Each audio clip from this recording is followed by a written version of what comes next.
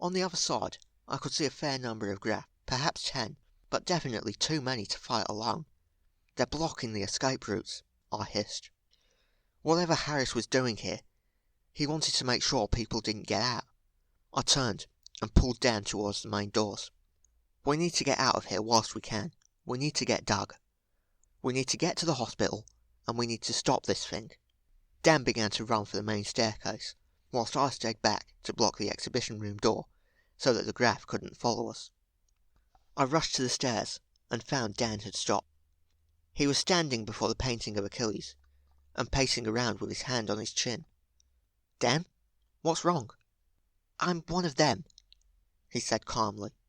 I'm one of them. I'm one of them. What are you talking about? I asked him in bemusement. In Amsterdam. You said to me that you were one of them. But if you were one of them, then surely Marco must be one of them as well. Yeah, if we really are brothers.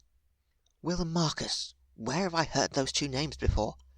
Come on, Leatherborn, think. Think about it. Dan looked to be getting into something of a lather, and he started to pace about the landing, not being observant of his surroundings. Will, Marcus, them, he repeated. Will, Marco, them. Them. William and Marcus. Stealing paintings just like them. Dan span around and stared at me with astonishment. Holy shit! He exclaimed. His lack of observation cost him, and there was nothing I could do. It all happened so quickly. From out of the empty alcove there leapt a large graph. How long it had been there I don't know, but it hadn't been there when we had earlier passed the landing. The graph's claw hit Dan squarely in the chest, and he was taken by surprise. Dan fell backwards, and both figures plunged some way down the next set of stairs. I leapt to the Achilles landing, tomahawk in my hand, and I threw it straight towards the graph, whose head was burrowing into Dan's torso. My aim was true, and the tomahawk embedded itself deep into the graph's spine. The graph let out a final roar, and then it collapsed onto Dan's carcass. I plunged down the stairs and threw the wretched corpse away down the stairwell. Dan was a bloody mess, but he was alive. He reached up a finger, and he stroked my cheek. Legend, he gasped. I reached instinctively for my earpiece, but found that I hadn't replaced it due to my panic over Eliza's pregnancy. My phone was also still at the hotel. Dan, where's your earpiece? I reached for his ear, but found the thing missing. Left it. In car. Didn't think we'd need it. Never have before. I shook my head and hauled him to his feet, slinging one of his arms over my shoulder before dragging his near-lifeless body down the stairs. Stay with me, Dan. I'm going to get you to the hospital. Hospital. Do no good. Hospital. Do no good, Dan mumbled deliriously. Through gritted teeth, I hauled him the rest of the way down the stairs. Doug! I called, desperately upon reaching the bottom, somehow hoping he was nearby and would hear me. Douglas Jenkins! I started to carry Dan towards the storage room and the exit. The one hope that Doug had heard me came to pass, and he sprinted into the stairwell, skidding on the floor and nearly tripping over the dead graph. What happened? He spluttered in horror, taking Dan's other arm over his shoulder and easing the weight.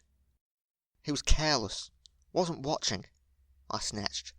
But never mind that now. We need to get him to the hospital. Right. Doug looked at Dan, who was slipping out of consciousness, and he slapped his face a few times. Come on, Dan, you can make it. Do no good. Someone got to find Harris Biderbeck. Makes Stephen Hawking look like an answering machine. Peter Fisher. Dan, what are you dribbling? I snapped. Makes sense, come on. I felt his arm tighten around my shoulder. The graph. Whisper. Speak of a legend. From darkness. Darkness. Legend. Dark. Legend. We emerged into the staff car park. We heaved Dan into Donk's passenger seat, and I leapt over the other side. "Break every speed limit and traffic law you can. Just get him to the hospital," Doug ordered. I nodded and handed him the Bluetooth device that was lying on Donk's middle seat. "Get in touch with Control. If there's nobody there, it will link you straight into Police Tower. Tell them what happened, and get a SWAT team in there. There aren't any Magners, but they're a graff. I'll explain later. You stay alive. I didn't drag you away from that horde of graff for nothing." I thought I saw Dan smile, and I hit the throttle, making the engine scream like never before. Donk would only scream that way twice in his whole life. Cars and lorries had to swerve to avoid me, but I didn't care. Dan was more important. I hit the accelerator, and Donk put all his energy into getting Dan towards the hospital. It was as though he, the car, were alive, and he understood the urgency of the situation. Flying around a corner at top speed, I glanced at Dan to see that he was drifting. "Dan! Danny!" I shouted. "Don't like Danny," he whispered, losing some of his delirium. I decided I would spook him in order to keep him on his toes and alive. "Eliza's baby can't be mine," I told him. "I'm infertile because of the blood of princes." That was a lie. I'm not infertile. In fact, if anything, you can say that I am completely the opposite of infertile.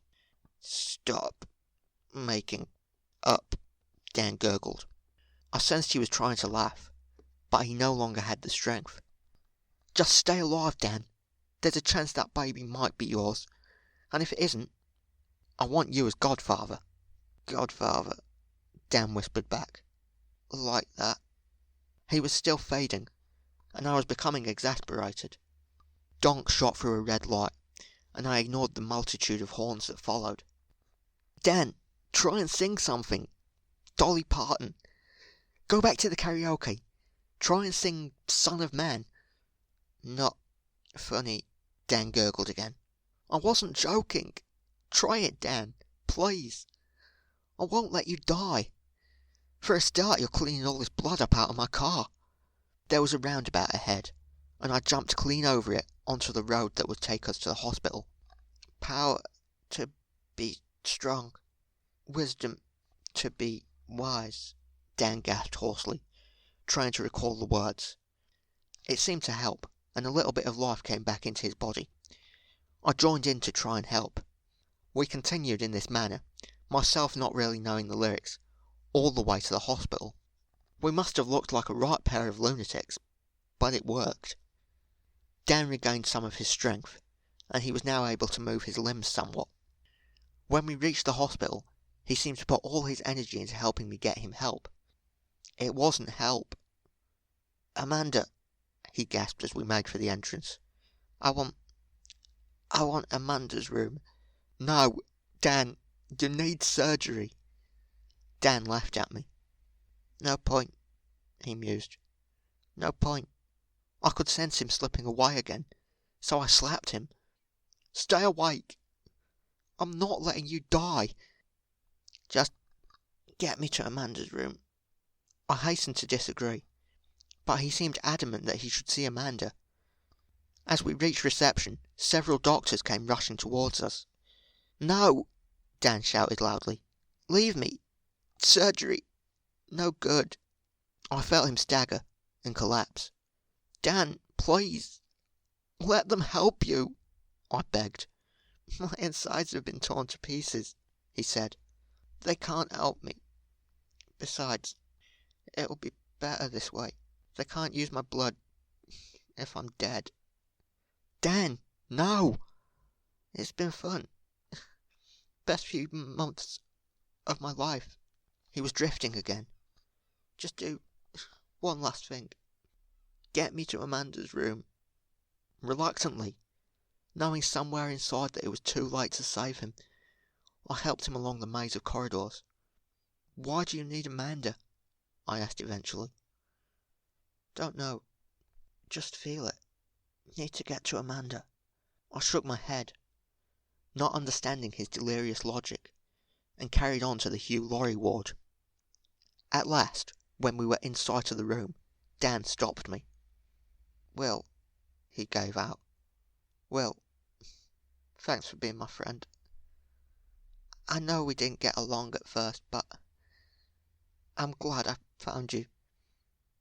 I wouldn't have missed our friendship for anything." He let go of my shoulder and staggered towards Amanda's room, falling against the wall and leaving a streak of blood across it. As he reached the door, he turned around and smiled at me. I'll never forget that smile. "William Sean Morphison," he said, simply, and with that smile. "Legend." At that last word, he fell through Amanda's door. Inside the room, Dan collapsed into a chair, and he grabbed Amanda's cold hand. "Amanda," he whispered. "Amanda." Amanda's eyes fluttered for a moment, before they opened. She saw Dan and gave a half-hearted smile.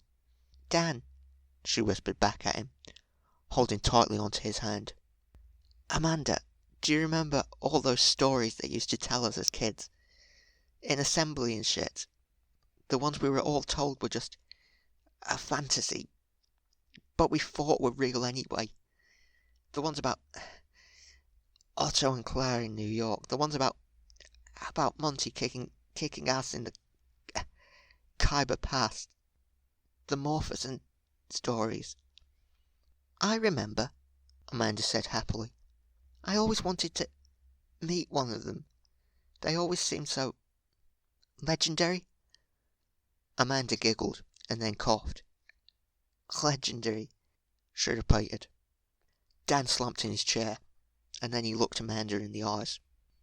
"Amanda, we did meet one of them. We met the best one of all.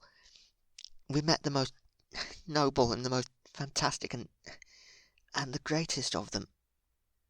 "Will?" Amanda guessed. "Will," Dan said, closing his eyes. "Thank God. The world is safe." Amanda relaxed, finally succumbing to the poison in her system. At dawn, I left the hospital. On the outside I was a model of bravery, but inside I was bawling like a baby.